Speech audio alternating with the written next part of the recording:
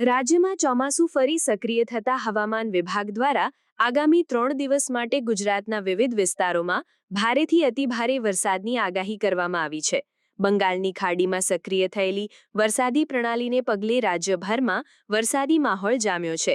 ગુરુવારે રાજ્યના 195 તાલુકાઓમાં હળવાથી ભારે વરસાદ નોંધાયો હતો, જેના પગલે વાતાવરણમાં ઠંડક પ્રસરી જવા પામી છે. હવામાન વિભાગના જણાવ્યા અનુસાર આગામી 3 દિવસ દક્ષિણ ગુજરાત અને ઉત્તર ગુજરાતના જિલ્લાઓમાં ભારેથી અતિભારે વરસાદની સંભાવના રહેલી છે. ખાસ કરીને નર્મદા, ભરૂચ, છોટાઉદેપુર, સુરત, ડાંગ અને વલસાડ જિલ્લાઓમાં અતિભારે વરસાદ માટે ચેતવણી જાહેર કરવામાં આવી છે.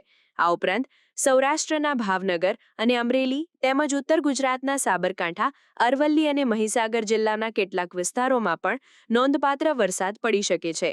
વરસાદની આગાહીને પગલે રાજ્યના વહીવટીતંત્રને સાવચેત રહેવા માટે સૂચનાઓ આપવામાં આવી છે.